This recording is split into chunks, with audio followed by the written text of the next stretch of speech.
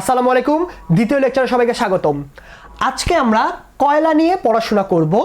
আমরা জানি যে জীবাশ্ম জ্বালানি তিনটা, কয়লা, খনিজ তেল এবং প্রাকৃতিক গ্যাস। তার মধ্যে কয়লাটা হচ্ছে, যদি আমি কয়লা নিয়ে যদি আমি আগুন দিয়ে তার মধ্যে তাপ দেই, তাহলে কয়লাতে থাকা উদ্বায়ী যৌগগুলা, উদ্বায়ী যৌগ বলতে আমি বুঝাচ্ছি যাদের কোনো তরল রূপ নেই, যারা কঠিন থেকে ডিরেক্ট বাষ্পে পরিণত হয়। তো যদি আমি এই যে কয়লাকে যদি আমি তাপ দিতে থাকি, তাহলে এটা আস্তে আস্তে এর যে উদ্বায়ী পদার্থ বা উদ্বায়ী যৌগগুলো আছে সেটা বাষ্পে পরিণত হয়ে যাবে।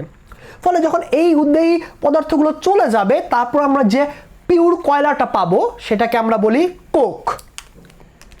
এটা কিন্তু সেই কোক না, খাবারের কোক না, অবশ্যই কোক। এটাকে আমরা কি বলি? এটাকে আমরা বলি কোক।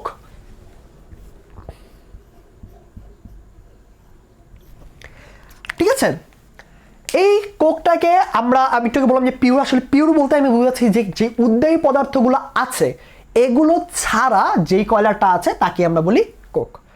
তাহলে যে সংজ্ঞা বলতে চাই, তাহলে আমাদের জীবাশ্ম জ্বালানি কয়লাকে তাপ দেওয়া হলে তার মধ্য থেকে কিছু উদ্বায়ী যৌগগুলো বাষ্পে পরিণত হয় এবং অবশিষ্ট অংশকে কোক বলা হয়।